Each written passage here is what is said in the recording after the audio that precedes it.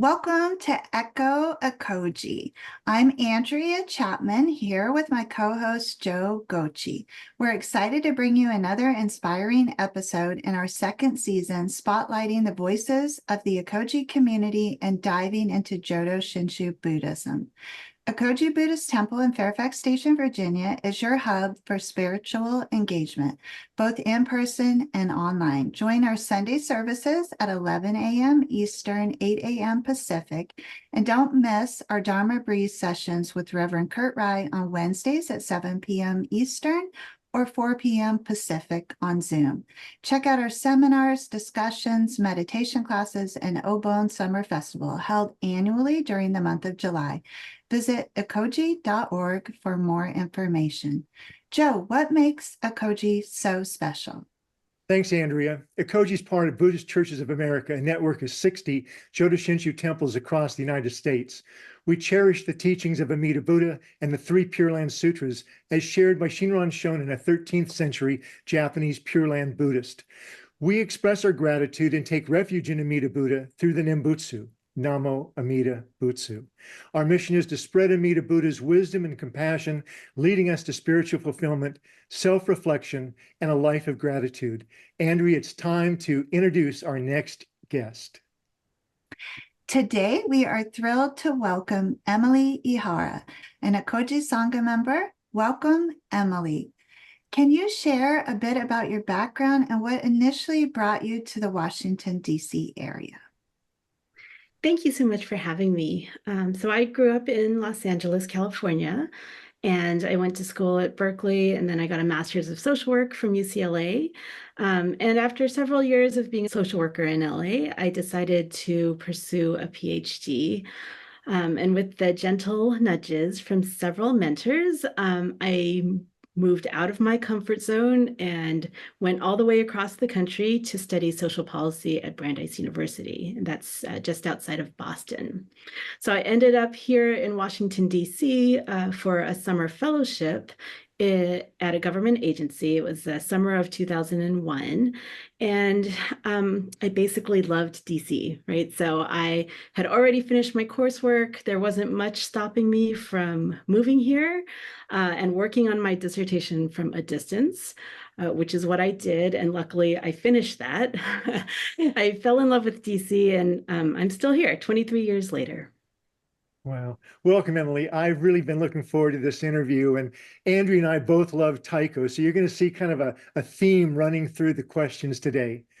How did you first hear about Ekoji Buddhist Temple, and what motivated you to attend a Nen Daiko workshop in 2001, and why Nen Daiko and not Nen Taiko?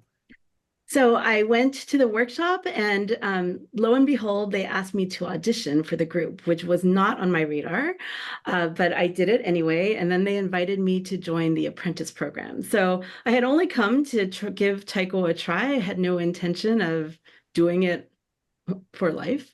But I have loved every single moment of my time with Nen Daiko for the past 23 years. And it was truly serendipitous to find this community so quickly after moving to the DC area. And in answer to your question about the name, Nen Daiko was the name that was given to the group by the founding minister, Reverend Kenryu Tsuji, back in 1994. And the Nen is taken from Nembutsu. So that was the name of the group. Very good. Thank you. So, Emily, I think it's fascinating that you didn't come to Ekoji because you were interested in being Buddhist. So what was your first impression of the actual Ekoji Buddhist temple? And I was also coming from DC, so I grew up in LA, very much a city girl. So I'm driving out to Virginia to the suburbs, and I was most impressed, I think, with the amount of green that was all around. As I began to become more familiar with Ekoji, I think that I began to just appreciate the beauty of the grounds itself, right? It's so lush and green and just beautifully landscaped. And I'll tell you about the time that I first stepped into the hondo. So back then, Nen Daiko would clean the hondo once a month. And so we were cleaning it, and I entered into the hondo, and the first thing that flooded me was this feeling of nostalgia, and I think it was the smell of the incense that triggered that nostalgia. So when I was growing up, my family went to Buddhist temples for memorial services, and I think that it reminded me of that. And today, whenever I step into the hondo, I still feel a real sense of quiet, of stillness, and peacefulness. Thanks, Emily. For those of us who have never been part of a taiko ensemble, can you tell us about your first experience with Nen Daiko and how it influenced your connection to Ekoji and Jodo Shinshu Buddhism? Is that connection more cultural or spiritual or both? So if you've never tried taiko, I would encourage you to do so because it's a lot of fun. And that first workshop, I think that's all I remember of it. It was a lot of fun. It's very physical, right? So your muscles are sore like a day or two later. Pretty sure we still do the workshops the same way. We give people sort of a general introduction to taiko. We talk about how Nen Daiko has a Buddhist taiko approach. And then we teach folks both like how to hit and how to stand. And then we teach them a song, right? So that's what my first workshop experience was like. And again, then at the end, there's like, you're going to audition, right? I'm like, for what? And that would have been a lot of pressure, I think, if I knew there was going to be an audition and I had to learn that song, because I was like, well, I don't know, it doesn't matter. I'll just go ahead and try it. I think once you're able to get past all of that, it can become sort of spiritual, right? Because there's something about, there's a lot of meditative, I would say, that taiko can become. And then in terms of how it influences my connection to Ekoji, so, I was part of Nen Daiko. There are lots of Ekoji members in the group. And so people would say, oh, you should come to service. I'm like, okay. I didn't really know what that meant. So one of the other members and I were like, okay, let's go together. Okay, well, we can do this if we go together. And so we sat in the back and we tried to follow what other people were doing. For anyone who has attended Ekoji services, I mean, there's lots of guidance, and I think it's a very relaxed atmosphere. So eventually I started attending services more regularly, getting involved in different ways. And I think that it's just sort of developed naturally. I'd say that my connection to taiko is cultural, my connection to Ekoji is spiritual, and then my connection to Nen Daiko itself is both of those things, both cultural and spiritual. Thank you. I love how you followed your heart and it led you right to Ekoji. You mentioned integrating Buddhist principles into your practice with Nen Daiko. Could you elaborate on what Buddhist taiko means and how it's practiced? Sure. So this idea of Buddhist taiko in the United States is generally accepted by the taiko community as having originated with Kinara taiko, which is based out of Shin Buddhist Temple in Los Angeles. And from the Kinara viewpoint, playing taiko is an expression of joy in the Dharma. The sound of the taiko represents the voice of Amida Buddha and recitation of the Nembutsu. And then the bachi is the drumsticks that we use to hit the taiko, that represents the Dharma. And then the taiko players represent the Sangha, and through playing, they become able to hear the calling of the Buddha. A long time ago, Nen Daiko had a workshop with Reverend Mas Kodani, and so this explanation of Buddhist taiko as Kinara sort of conceptualizes it really was how Reverend Mas approached taiko.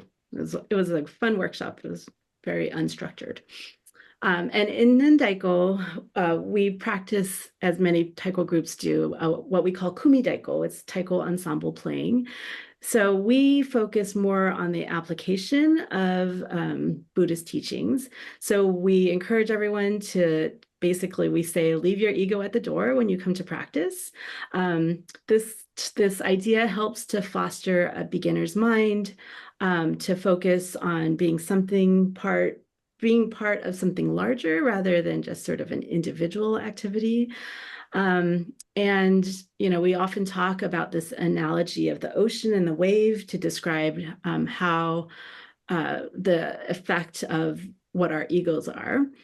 So while the wave has a distinct form that you can see and point to, it's never separate from the ocean, right? So when the wave breaks, it loses its individual form and then it recedes back into the greater ocean.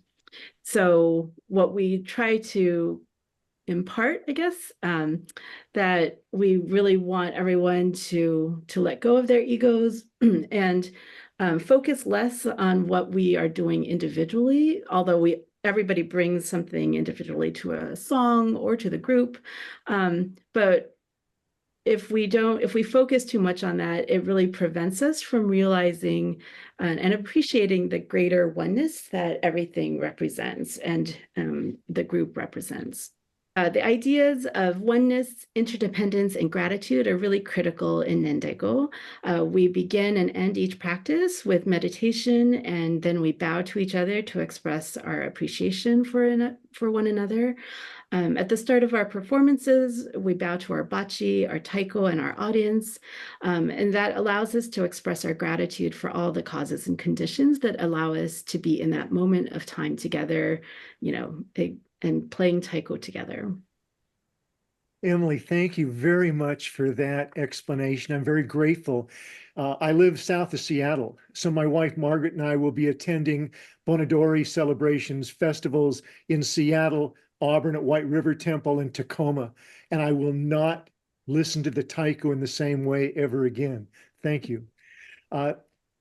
Listening to you, it sounds that you were not born into a Buddhist family. So growing up, what was your exposure to Buddhism, and how did it differ from your later experiences at Ekoji? So I mentioned earlier that growing up, I associated Buddhism with memorial services because that was when we would go to the temple. And then similarly, when we would visit my mom's side of the family in Japan, the memorial services there had some of the same elements, right? So later it's sort of, I put it all together and I became a little more familiar with which ones were Buddhist rituals. And I think that growing up, because I didn't attend anything there, I didn't grow up religious. So I had a difficult time distinguishing between what was cultural, what was religious, what were my family traditions. So yeah, I think as a kid, who knew, right? So later, I think intellectual curiosity led me to read a lot of books about Buddhism and spirituality. There was a time in my life when I could not sleep in the middle of the night. So it was probably like 3 a.m.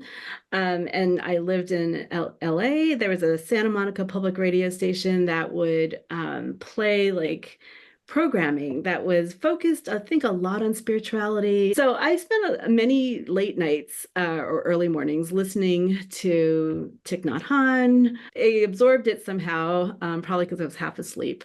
And I think that really helped to give me some understanding of sort of the philosophy. And then I was also practicing meditation in various ways. It was a particularly stressful period of life, time in my life. So it was a way to help manage that stress. And I think that tying that into current day, so what I have experienced at Ekoji is similar to Nen Daiko's approach to Buddhist taiko, which is more about the application of the Buddhist teachings that have helped with the integration into my life. Beautiful. Thank you, Emily. Can you explain how you decided to become a Jodo Shinshu Buddhist and what aspects of our tradition resonate most with you? So I'll be honest, I don't think I had a decision point. I was started attending services at Ekoji. I became a Dharma school teacher, and then Ekoji just became sort of a integral part of my life.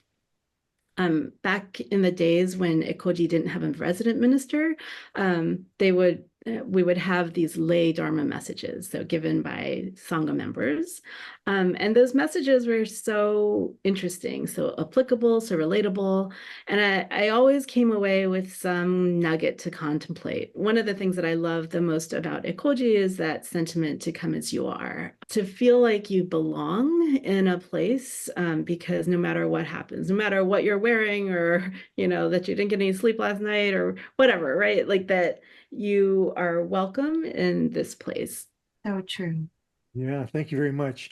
Reverend Rai in last week's Dharma Breeze session talked about Sonamama, this idea that you come as you are, you are. And I'm interested now in your comment about being a Dharma school teacher. So we go from the university campus down to teaching young people at Ekoji in Dharma school. Can you share a couple of memorable experiences or lessons that you learned while being a Dharma school teacher? It's ironic that I became a Dharma school teacher for the pre-K kindergarten class, because when I was in college, I did that for one summer, that age group, and I said, never again. However, it was very different. And it is very different from, like, as you said, I mostly deal with college students now. And to be able to teach the pre-K K class was super fun. Maya had always, Maya was a superintendent of the Dharma school, and she would emphasize that how we wanted the kids to feel was to feel like they were at home at Ekoji. So when they were running around and chasing each other, and, yes, we have to help them realize they shouldn't run on the Naijin, right? But it showed that they were comfortable here and that they would see this as, a home for them. Our classes really focused on making sure it was a fun environment. I've had various co-teachers, but we've all come up with different creative ways to engage the kids. Lots of games. We've built board games. We've created the interdependence game where we blindfold them and we make them help each other through a maze so that they have to rely on the voice of someone else.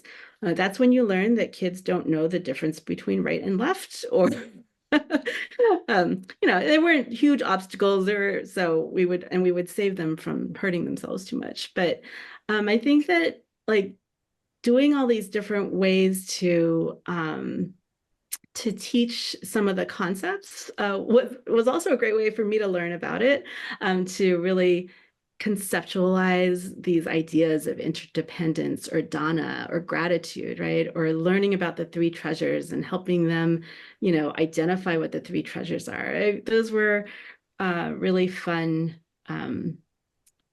classes and fun times. So whether you're playing the drums or working with Dharma school children, there is a joy to be found in this tradition. Yeah. Thank you very much for sharing that. Andrea?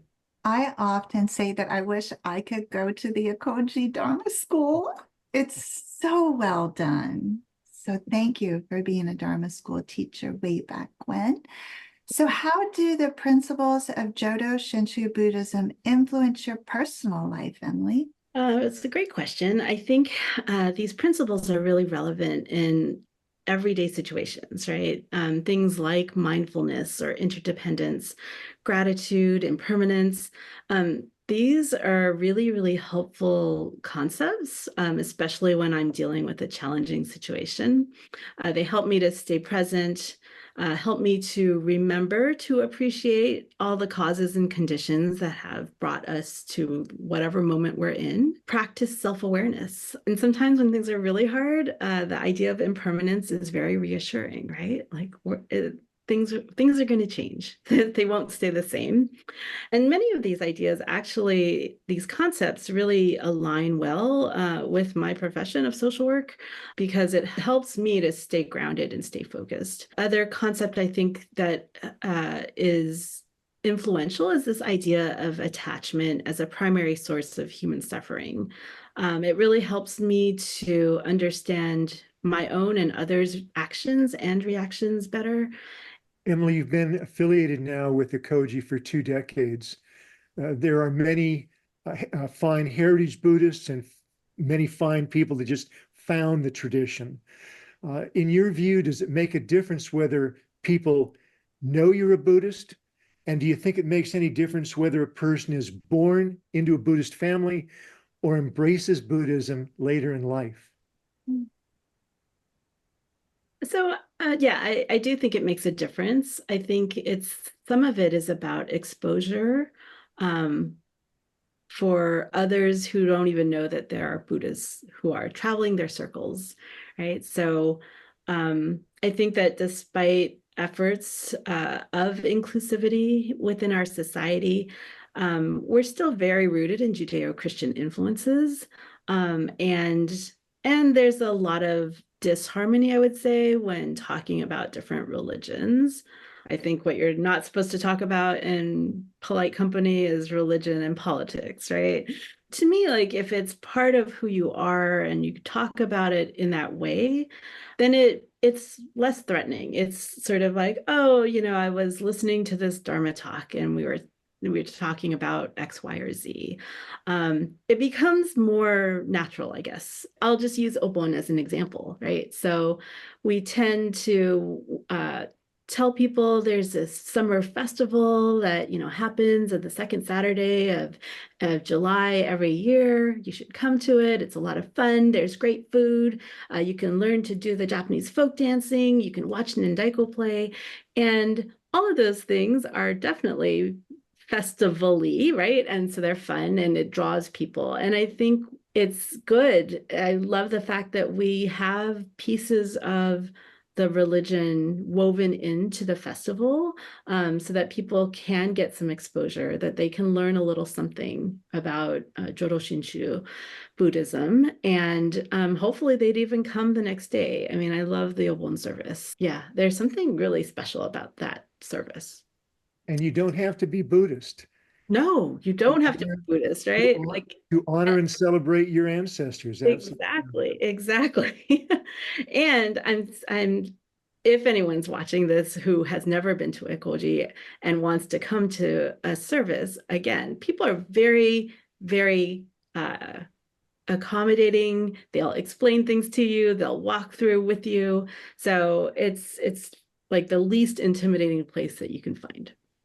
And in terms of your other question about whether or not if there makes a difference about whether a person's born into it or embraces it later, I don't know. I mean, I think we all have to navigate many things, right? And you don't always choose. You have lots of families that have mixed backgrounds. I think some of these things come to a head for things like weddings and funerals.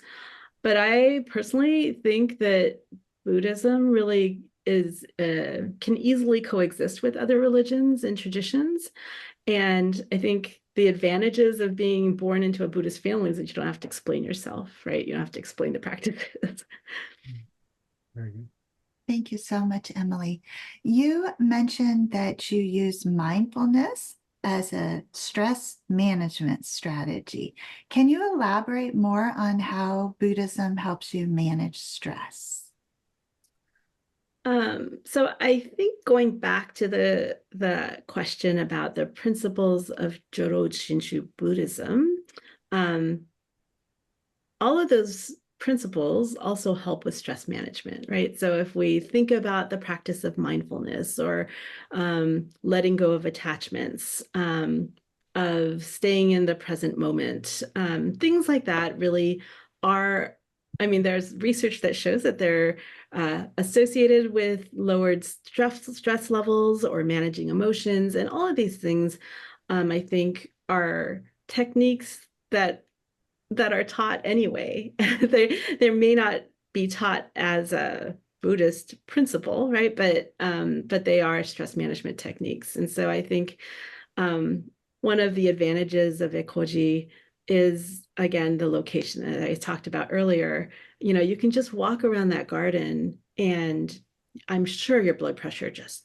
drops, right? It's so beautiful.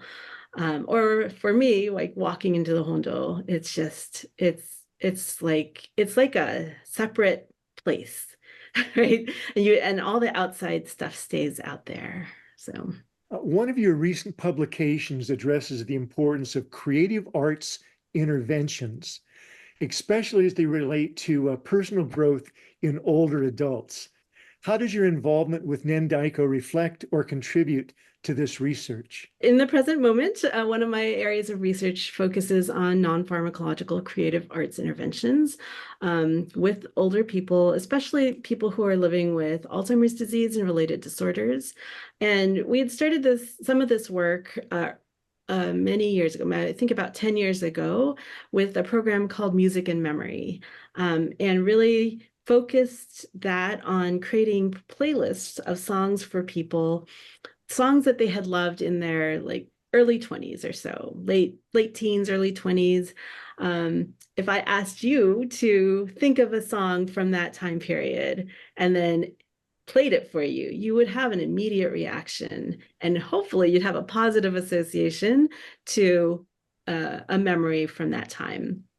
But it's been shown to really help stimulate memories, especially for people with dementia, because it helps them to connect to parts of their brain. There's a Netflix documentary called Alive Inside, and you kind of see the transformation of, this happening. So this is like what we consider a music listening intervention. It's considered a passive intervention. But there's a lot of research about active music engagement, when that involves playing an instrument or singing or, kind of actively being involved in the music making. And that research shows that it really contributes to improving quality of life and well-being. It can address physical and mental health conditions and help people manage symptoms of some diseases, right? So I think, to me, music is magical, and there's brain research to show that. So it really kind of stimulates various areas of the brain, and drumming has an even, well, it's probably other instruments also, but drumming is easily seen because it involves bilateral stimulation, right? And so that's involving both sides of your body or your brain, and bilateral stimulation activates neural pathways, and this can promote relaxation, emotional processing, and cognitive integration. So I think that because I'm a drummer, I'm really interested in it. And now I get to do research on it. One of my colleagues and I, we have a program that we have developed using taiko and nature-based activities. And we're analyzing some of the pilot data right now, but we're hoping that we can grow this into something that will be, widely available. Excellent. Thank you. That sounds like really meaningful and fascinating work that you're doing, Emily. Thank you so much. Thank you. So, how do you see the role of community, or Sangha as we call it, and how has the Ekoji community impacted your personal and your spiritual journey? So I think that the Sangha is essential. I mean, it's one of the three treasures. It is how we create a space to practice the principles of Jodo Shinshu Buddhism together, right? And to me, Sangha or community is one of my most valued concepts. It has helped me throughout my life. I always do better when I'm in community with others, when I have a group of trusted people that I can grow with or struggle through hard times with and rely on. And just as an example, in Nen Daiko, we actually, for a long time, I actually didn't know what people did. outside of Taiko. We just didn't talk about it. And it's not like that anymore, but it created a space where you could not have to think about the other part of your life that occupies your time all the time, right? So there was a lot of freedom in that to have a group of people where we were just focused, and we were focused on Taiko or bad jokes, or eating. I mean, that's kind of what we do. But I think to me, the beauty of the Sangha is that it's a space for everyone to be themselves, to belong. And I think that the Ekoji Sangha is the same, right? It's Nen Daiko is a microcosm of the Ekoji Sangha, but that's why it's so important to nurture that, right? And to make sure that there's space and room for the Sangha to connect and grow together. Emily, I want to thank you for joining us today. We're down to our final 2 questions. What are your hopes for the future of Ekoji Buddhist Temple and Nen Daiko? I actually think I answered this question in a video interview about Nen Daiko. So we are celebrating our 30th year anniversary this year. And so for Nen Daiko, I mean, I do hope that we will continue to grow and thrive. That, we have a youth Taiko group called Donen Daiko. And so it's fun to see the kids playing. At some point, I think these kids may come back, right? They may come back and join Nen Daiko and continue to ensure the longevity of both Nen Daiko and Ekoji. I think for Ekoji, I want to say that Andrea does a fantastic job as president of our board. And I think that, all of these new initiatives, like creating the space for other people who, for whatever reason, right, love Ekoji. They live somewhere else. I think that's you, Joe. And they get to be part of our Sangha through all this virtual programming. I think that's great, right? Like, and there's so many different initiatives that allow people to come as they are, to join as they can, and to be part of this temple. I think that we're different from other temples. We have a different audience and a different environment to work with.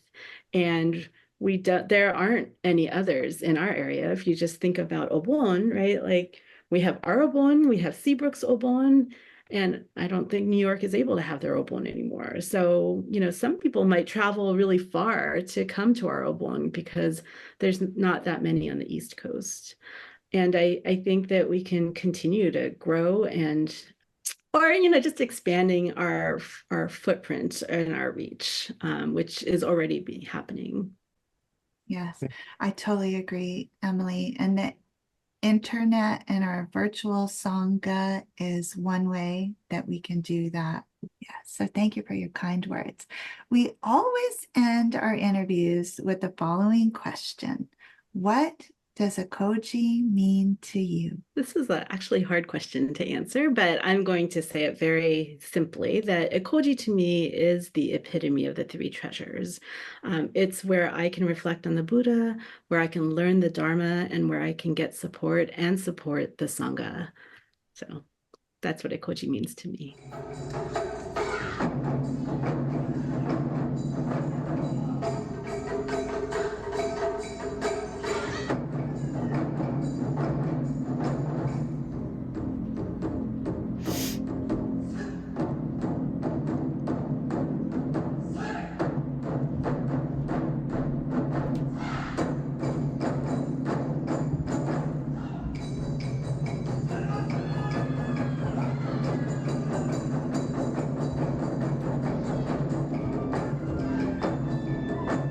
If you enjoyed today's episode, please give us a thumbs up and subscribe to our YouTube channel. Connect with us on Facebook and Instagram for the latest updates. For more resources, visit ekoji.org, BuddhistChurchesOfAmerica.org, and Buddhist Temples of Canada at bcc.ca. Discover a wealth of materials from Buddhist texts to engaging comic books for kids at bdkamerica.org. Ekoji's mission is to foster global unity within the Sangha through our gatherings and streaming services. A big thank you to Emily for sharing her insights today. I'm Andrea Chapman with Joe Gochi. We appreciate your support. Namo Amida Butsu. No, I don't.